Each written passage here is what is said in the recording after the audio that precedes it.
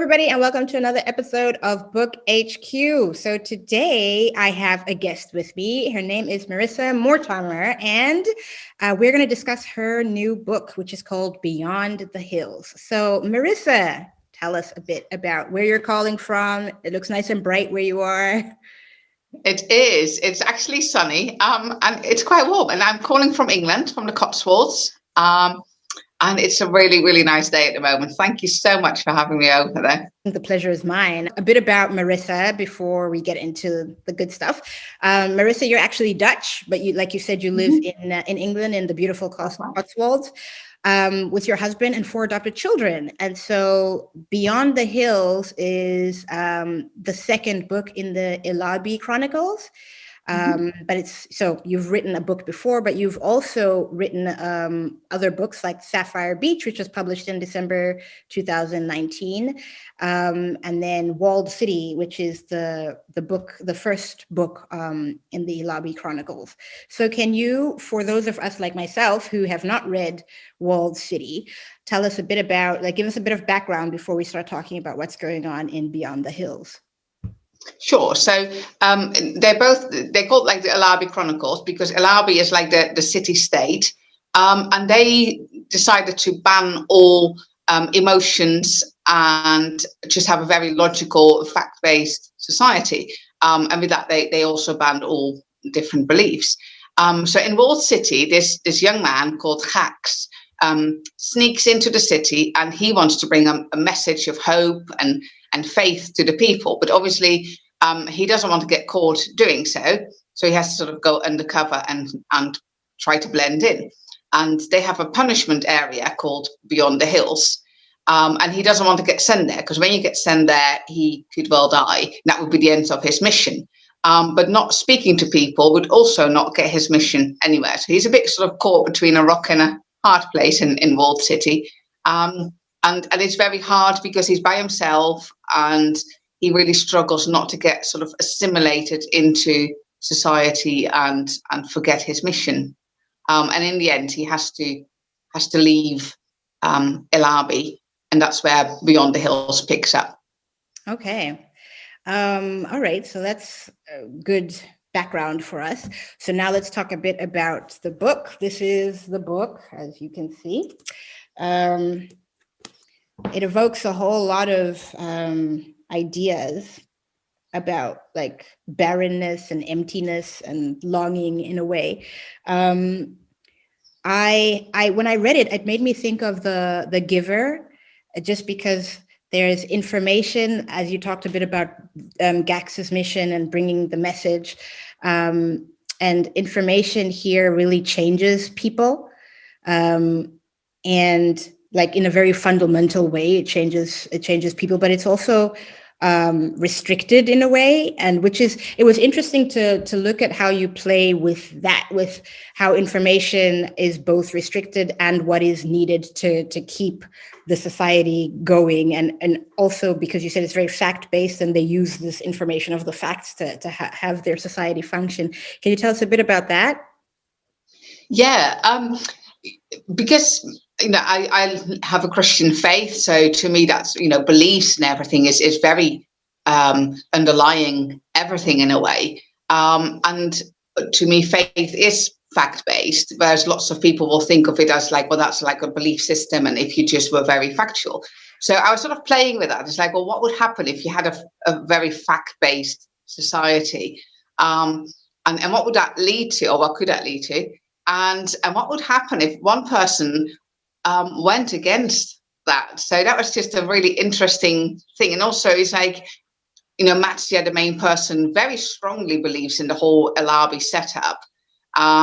She's a great advocate for the whole fact-based thing.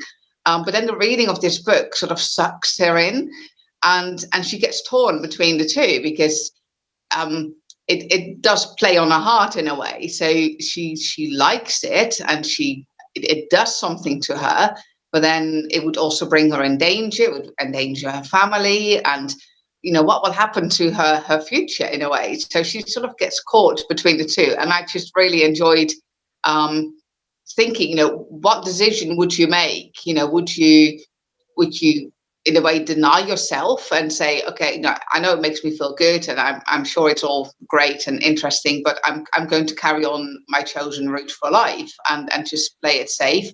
Or does there come a time where you say, you know what, I know it's going to be dangerous, but I am going to go with my heart? And yeah, I wasn't, quite a long time in the writing, I wasn't sure which way she was going to go. Now it's like, is she going to, what way is she going to roll herself? Because yeah, she's throwing away a lot if she goes with her heart.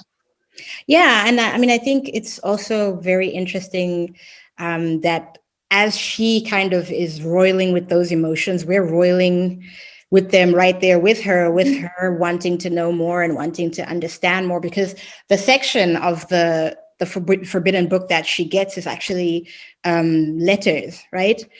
That's right. It's the section of the Bible which is letters, so it doesn't seem that harmful.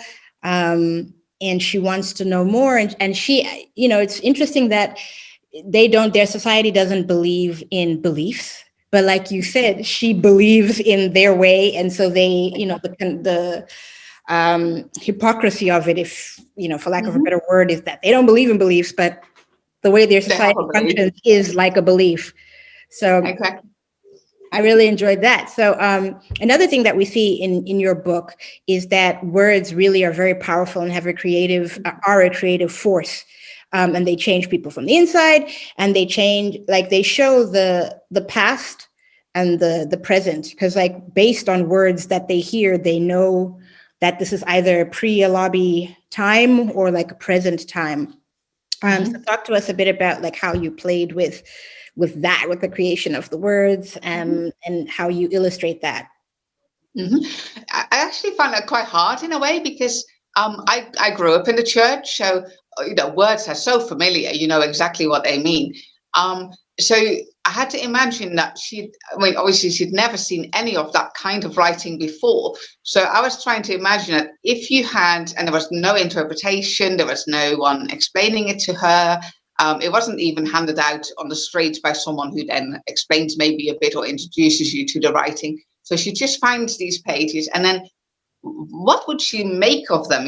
How would she read it with a completely different mindset? And that was actually quite interesting to see as well. And certain words that were, had been not, some of them had been banned from society, but a lot of them had just gone out of fashion in a way. We don't use, words like kindness. And she's like, kindness, that like sounds such a quaint word. So I think it's like a word that we use all the time, isn't it? But right. You don't really think about it. If you have a society that's not emotional and doesn't want emotions and beliefs, why would you use a word like kindness? You just help each other, but you're not being kind. You're doing what's, the best thing for society. So that was, I had quite a lot of fun with that. And then there's a word like sin, and I know like it's not the Weight Watchers, it's the other one, Slimming World. They use sins for points, like food points.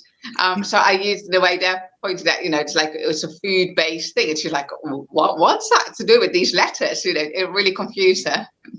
Okay. I mean, like you said, without any context, that would be very confusing. But at the same time, she's so drawn to it, despite the fact that she doesn't understand it all. And I think the lack of understanding is kind of what makes it exciting and kind of intriguing for her. I thought it was interesting when you said earlier on that you didn't know which way she was going to go. Was she going to go against like the path that she had chosen for herself and what seems natural? And I thought it's interesting just because her entire life is going against what is natural because of the having to school emotions and not have them when they are there. They're like an intrinsic part of you, is really very interesting. And so like the whole time I'm reading, I'm like, sort of like on a knife's edge, being like, she's saying this, but she doesn't realize that she's doing like the very same things that she's, saying are not what a lobby society, like what the ideal lobby citizen should be or do. So I thought that was a really interesting way to kind of to illustrate the sort of duplicitousness of the way that a lobby is structured, essentially. I did say that you're a suspense mastermind. because I really, I really wanted to know what happened or what became of Celia. And I also really wanted to understand like what's beyond the wall. What is beyond the wall? Is it a place? Is it like an institution? And so that kept me like turning pages. So talk to us a bit about how you do suspense.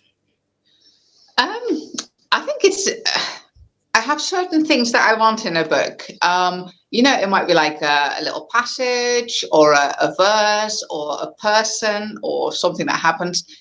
But anything beyond that, I have no idea what will happen when I sit down to write. So I just write down the chapter number. So I go like, oh, chapter 23. And I just double check where I finished in chapter 22. Mm-hmm. And then I'll just see what they do. And then I just run out of inspiration or energy or time or all of them. And I'm like, right, that'll do. And there's like 3,000 words. I was like, that's fine. That's another chapter. So the suspense, I think, is because I write very chronological. So I don't do scenes and then sort of glue them all together. So in a way, I'm doing the suspense with the characters, and the characters hold me in suspense. And I don't want to rush them.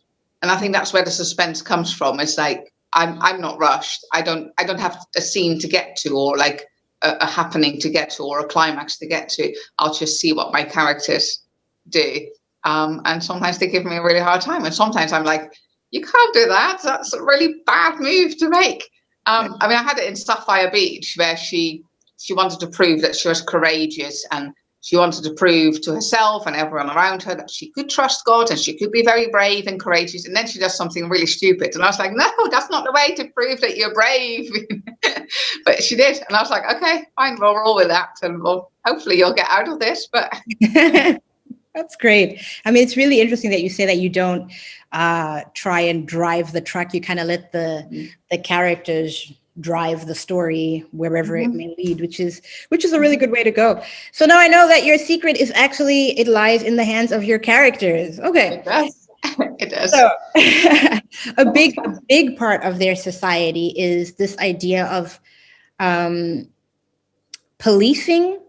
So like they aren't really policed by anybody per se. And so they end up policing themselves. And it really made me think of like the conspicuous panopticon, and, just because their society is so rule-based that like people police themselves and each other just in order to fit the Alabi ideal of citizenship. And that, again, it's very interesting to me because I feel like, in the world that we live in now, where like global citizenship is, a very big sort of word that's thrown around everywhere. And the idea of like teaching everybody to be a global citizen, and the global citizenship ways of thinking is really what is considered to be the ideal in the world we live in now.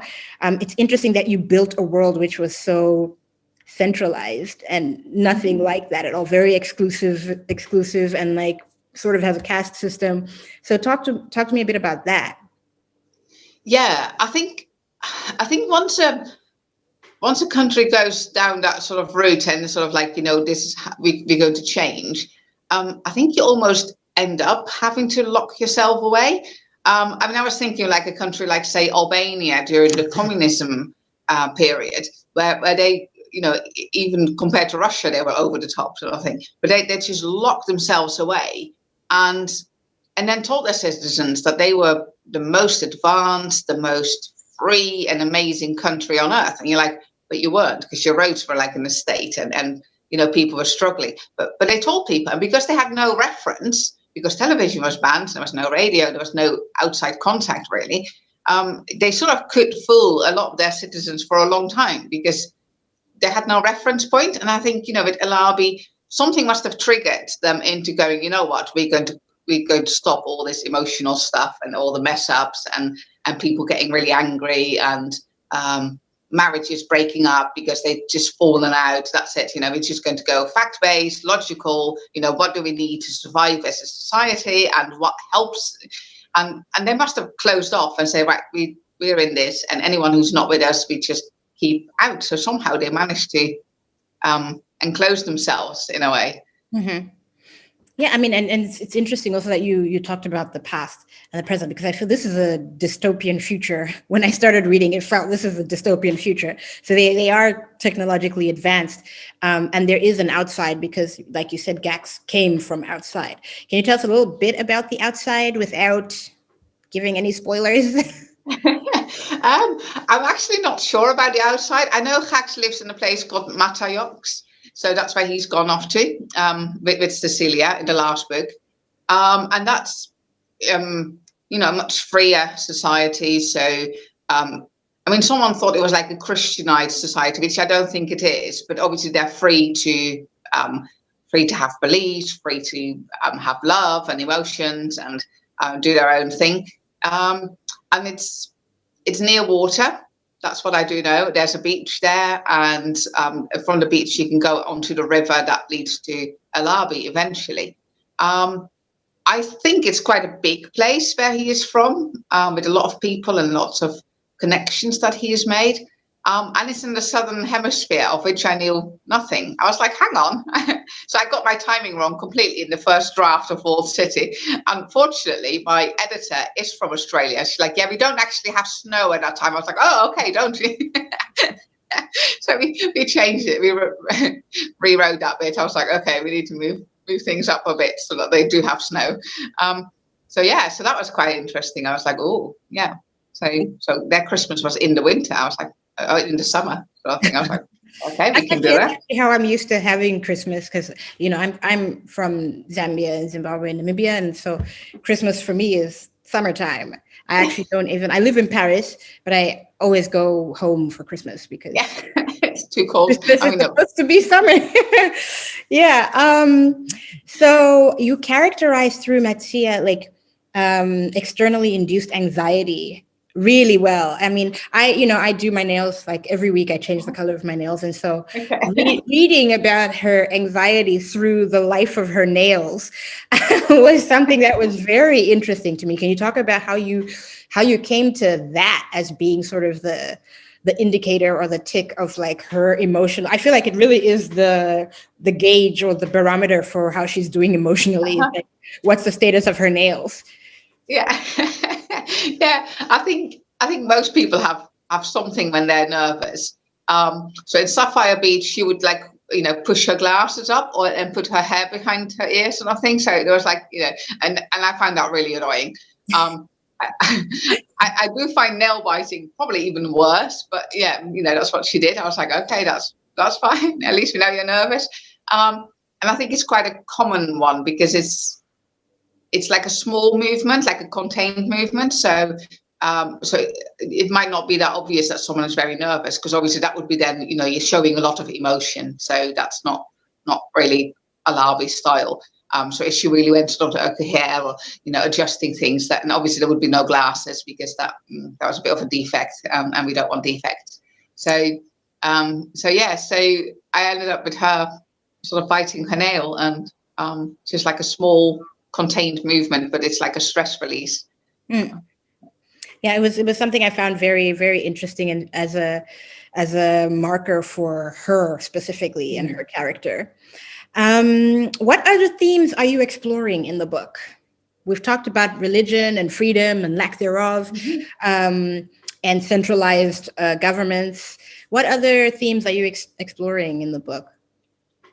One of the things I think is like friendship, because Cecilia goes missing at the end of Walled City, and that links her back to Matsia because they're friends. They do things together. And Matsia's like, yeah, I don't have friends, because that's a very emotional thing to do, to become that involved with a person just because you can, sort of thing. So she has like acquaintances and people that you do work with, and but not friends. And the council is not over pleased with that kind of attitude, because they're like, friendships are okay, but obviously they will still be down on it, because emotionally you wouldn't be allowed to get involved with friends as such. And also then you think, well, if you're really friends, would you betray your friend if you saw your friend doing things that would go against the council? And Matsia actually did get a bit involved with Cecilia, because she'd seen a change in Cecilia, but somehow had left it because she did like Cecilia.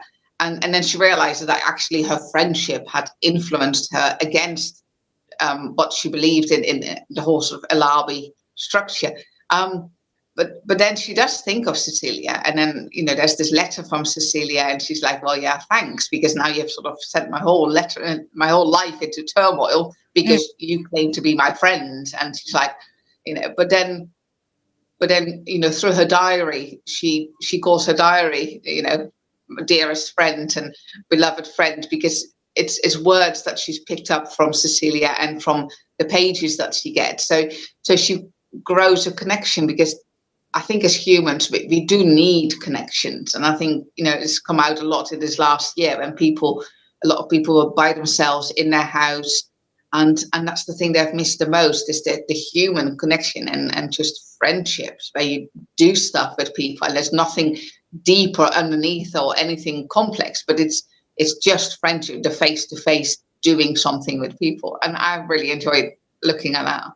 Yeah, I mean, it was a very perfect sort of time to explore that as a theme and a way to live, because for us it was imposed, but for her it's a choice that she makes. And how I feel like she's trying to delude herself into thinking she's okay with that choice when clearly she's not.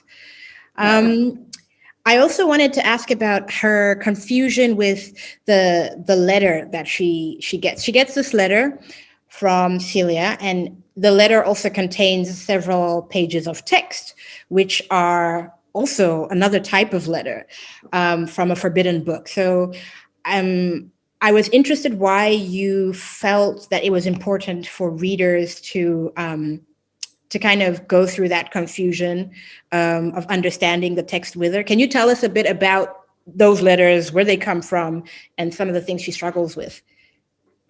Yeah, so in Walled City, Hax was the only one who had a Bible, and he made a couple of connections. And in order to share with them, he had taken apart his own Bible. So I looked at like a small Bible, and it was like, what passages would you get if you ripped out one section? Because obviously he did it along with the way it's like sewn together. It makes it easier to split it up. And one of those packages had been given to Cecilia. So when she left Alabi with Hax, she'd passed it on to Matia, and Matia wasn't impressed, because she could tell from the paper that was not Alabi style sort of recycled green paper. It was very thin and very different.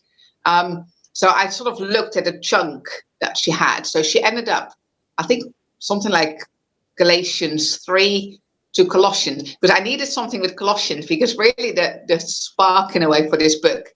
I think I was in the middle of Walled City, and then I went to this Writers' Day in London, and we were given this passage in Colossians to write about, and everyone ended up with really beautiful poems and devotional writings. And I ended up with this really scary part where this person is like hugging the wall, reciting these verses to herself, trying to make herself move forward in the dark. And I was like, it was completely out of step with everyone.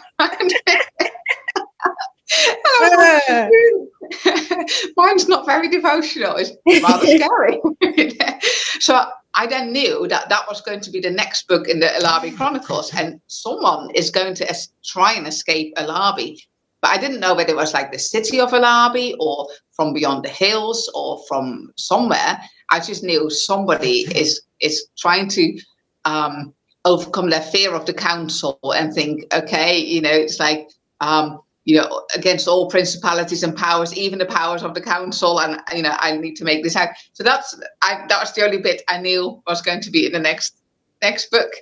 So I knew Colossians had to be in this chunk from Hax. So when I looked at the passages, I ended up with like Galatians to Colossians, and they're not maybe not the most easy of books of letters, but I think they're very beautiful, because there's lots of reassurance and being part of a family, and it's very very personal. They're very personal letters. So to get that in Alabi must be very confusing, because it's very friendship based and you're beloved. It's like beloved. I mean, who uses a word like that? And it's like, and you belong. And I thought that would be really interesting because they're quite emotional letters, or quite emotion driven in a way, or they bring out emotion. So for someone who's really anti-emotion, there'll be very shocking things to read. So I thought that would be quite fun to see what happened to my character if she got that. Yeah. I mean, I think it was interesting to see what happened to her as she not only read them, but, came back to them often. So it's interesting that you talked about the paper. So, because I thought that this was very interesting, that in a lobby, the paper is reused like over and over again, and that you can tell when something isn't from a lobby just because it's not green in a way. Talk to us about why you decided to include that. I don't know. It was just, I was looking at like the kind of food. So I wanted like Roman foods, and then I was like, I'm going to do them like hardly any plastic, like really only like long-term plastic. So so like their computers and the computer screens would be plastic, but not like reusable plastic. I was like, that'd be quite fun.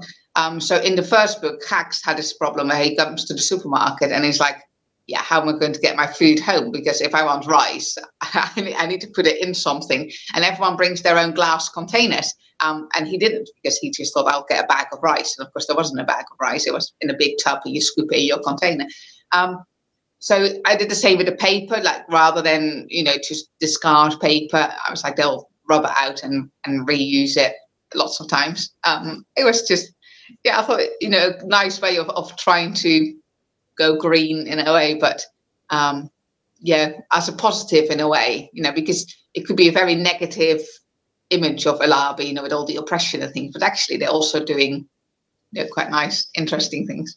I mean, that's the one thing also that I noticed was that, their society is quite oppressive, but there are also a lot of things about their society which are ideal, and would make the rest of like the outside society better if the outside society wasn't practicing the same sort of way of life. So we've come to the end of our brief sort of breakdown of Beyond the Hills.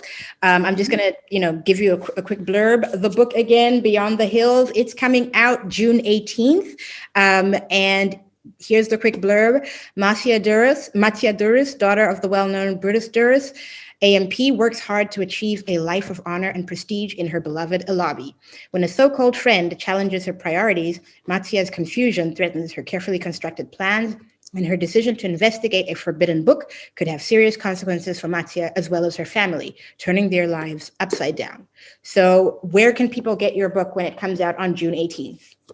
It's on my website, which is vicarioushome.com, and all bookshops all over the world, all places, even the big A platform, big Amazon, everywhere, an ebook and all paperbacks. But any bookshop will be able to order it because it's done with Ingram Spark. So yeah. Okay. Is there anything else you want readers to know about the wonderful world that you've built? Do you have any? My personal question to you, because I'm a reader now, I want to know what we can expect from book 3.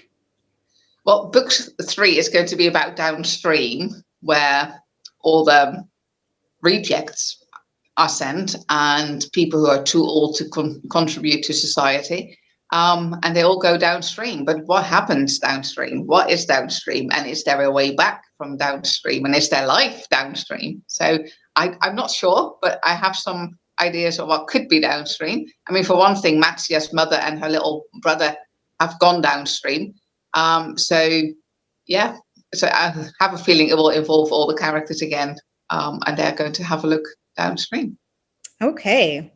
All right. Well, thanks for coming on the Book HQ, Maressa. And I do hope that your big book launch day goes really well. I already have my copy, but for everybody who's watching, grab yourself a copy when it comes out on June 18th. It's really intriguing, very full of surprising twists and turns. Maressa, you wrote really fascinating characters and you looked at a lot of extremely interesting, fascinating, and relevant themes. I just wish you the best of luck. So to everybody who's watching, thanks for watching. And until next time, keep reading and keep watching. Bye-bye. Thank you.